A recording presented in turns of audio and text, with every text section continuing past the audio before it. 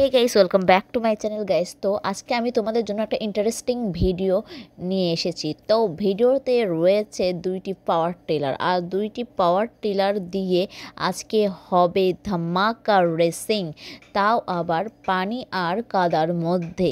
জমিটা ছিল ধানের জমি, যে কারণে দেখতে পাচ্ছ ধানের অর্ধেক গোড়া রয়েই গেছে, সেগুলো আবার নতুন করে চারা বের হয়ে গেছে। তো এর মধ্যে আজকে শুরু হবে আমাদের দুই ভাইয়ের রেসিং।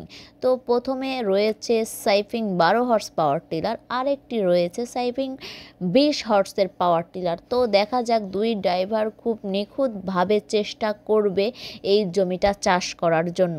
তো এই জমিটা তারা কত দূর চাষ করতে পারবে সেটা শুধু দেখে নাও। তো ফার্স্টলি আমাদের পাওয়ার টিলারটা চলছে দ্রুত গতিতে। ও মাই গড, দেখো চাকাটা কীভাবে বসিয়ে যাচ্ছে কাদোর মধ্যে, তারপরেও কিন্তু তারা দুইজন ছাড়ছে না। এই জমিটা রয়েছে 2 বিঘার জমি।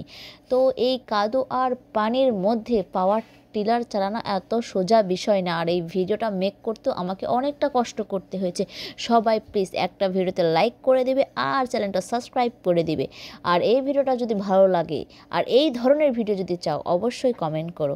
তো দেখো আমার দুইটা ভাই শুরু করে দিয়েছে ধামাকা ধামাকা ধামাকাভাবে, একদম কাদো আর পানির সাথে লড়াই। ও মাই গড, দেখো কত ইজিলি তারা ঘোরাচ্ছে, কারণ তারা এই জমিগুলো আগেও চাষ করেছে এবং তাদের এই চাষের সাথে একদম প্রাণ প্রিয় সম্পর্ক রয়েছে।